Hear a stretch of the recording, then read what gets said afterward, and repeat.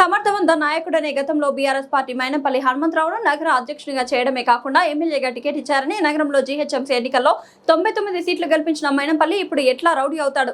మీ రాజకీయాల కోసం చిల్లర మాటలు మాట్లాడడం మానుకోవాలని కాంగ్రెస్ పార్టీ నాయకులు బట్టు క్రాంతికిరణ్ అన్నారు. బుధవారం ఆనంద్ బాగ్ లోని మైనంపల్లి క్యాంపు కార్యాలయంలో విలేకరుల సమావేశం కాంగ్రెస్ నాయకులు ఏర్పాటు చేశారు.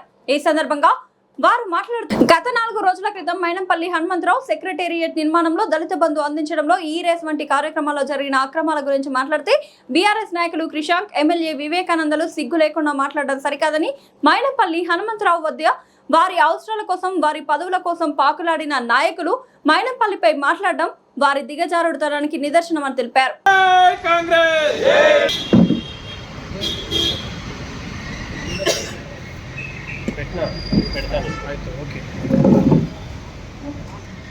మీకు పోస్ట్ ఉందా? ఉద్యమ కార్డు అన్నారు, ఏమంటారు? జనరల్ సెక్రటరీ టీఆర్ఎస్ విద్యార్థి విభాగం జనరల్ సెక్రటరీ, రాష్ట్ర ప్రధాన కార్యదర్శి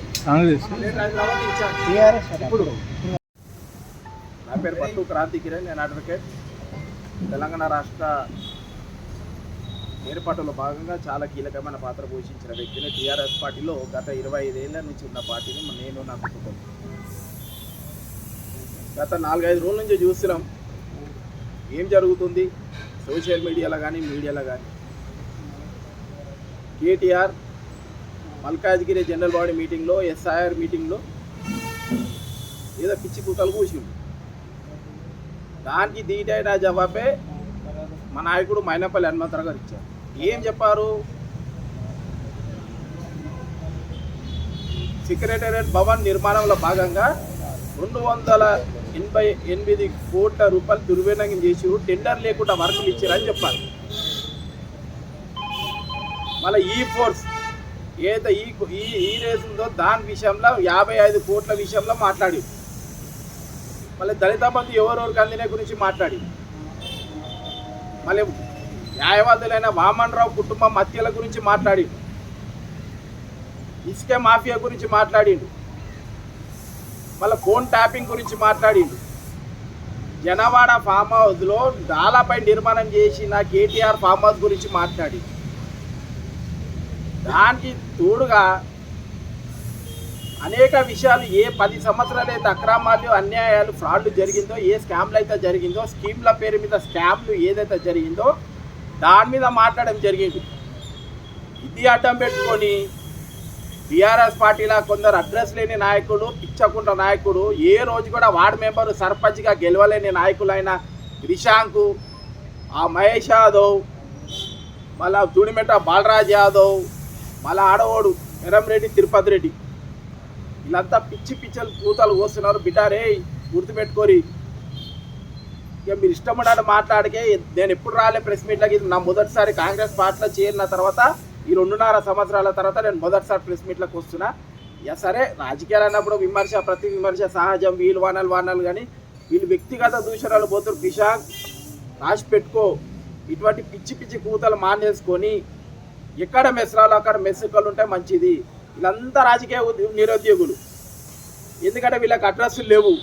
వీళ్ళకి ఒక నియోజకవర్గం అన్నది వాళ్ళకి నియోజకవర్గాల్లో రేపు ఎమ్మెల్యే క్యాండిడేట్ కానీ ఏదో ఒక అంశం పెట్టుకొని ఈరోజు వాళ్ళ పార్టీలో లబ్ధి పొందడానికి చేస్తున్న ప్రయత్నం ఇదంతా. ఈ చిల్లర రాజకీయాలు మానుకోండి.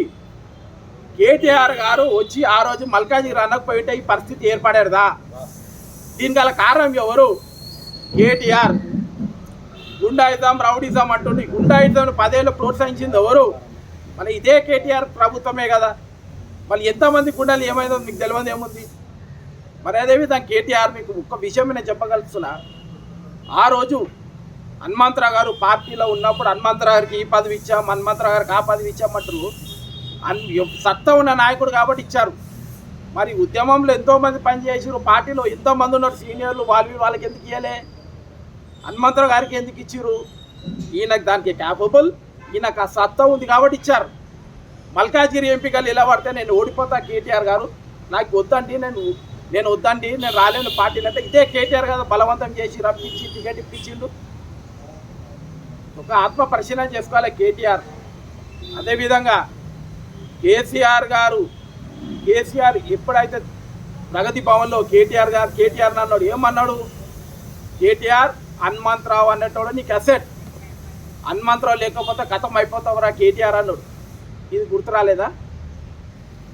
అన్న మా బావ ఈ విధంగా చేస్తుడు, అన్న మా బావ ఇట్లా చేస్తుడు, నువ్వు నా ఎంబడి ఉండాలి, నా ఎంబడుండి నాకు ప్రోత్సహించాలి, నీ మద్దతు నాకు ఉండాలి అని గతంలో కేటీఆర్ హనుమంతరావు చెప్పింది వాస్తవం కాదా? ఇటువంటి చెప్పుకుంటే చాలా సంఘటనలు ఉన్నాయి.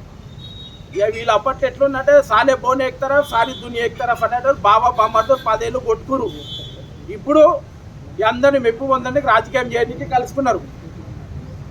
అన్నీ పిచ్చి పిచ్చి మాటలు పనిచేసి ఎవరైతే ఏమైనా మాట్లాడుతున్నారో వాళ్ళు ఒకసారి పునరాలోచించుకోవాలి. ఏంది మనం ఎట్టుపోతున్నాము, సరే ఒకరు మాట్లాడారు ఇంకొకరు మాట్లాడారు అయిపోయింది. మేము తెలంగాణ కోసం కొట్లాడినాం, తెలంగాణ తెచ్చినాం, మా తెలంగాణ ఇలా విక్తులు కదా ఒక్కొక్కరు. సోనియా గాంధీ గారు లేకపోతే తెలంగాణ సత్యశ్యామల ఏడదా? అందరు కొట్లాడారు. చిన్నారెడ్డి కాడికి వెళ్ళి పట్ల ఇందిరారెడ్డి కాడికి వెళ్ళి మళ్ళీ మిగతా అప్పట్లో ఉన్న కాంగ్రెస్ నాయకులు అందరు కొట్లాడారు. ఏమైంది తెలంగాణ? కానీ ఇచ్చింది ఎవరు? సోనియా గాంధీ గారు. ఇది సాక్షాత్తు అసెంబ్లీలోనే సోనియా గాంధీ గారు కేసీఆర్ గారు ప్రస్తావించారు. సోనియా గాంధీ గారి ఇనిషియేటివ్ వల్లనే తెలంగాణ రాష్ట్రం ఏర్పాటు జరిగిందని. ఈరోజు ఒక్కొక్కడు మేము తెచ్చినాము, సరే తెచ్చిరు కొట్లాడదామన్నారు. అందరం కలిసి మేధావులు, విద్యార్థులు, కర్షకులు, కార్మికులు అందరు కలిసి పోరాడితే వచ్చిన తెలంగాణ ఇది. ఇది మీరందరూ ఆలోచించుకోవాలి. అదేవిధంగా ఇప్పుడు ఏ విధంగా అయితే ఉన్నారో అంతా కాంగ్రెస్ పార్టీని ఆ రోజు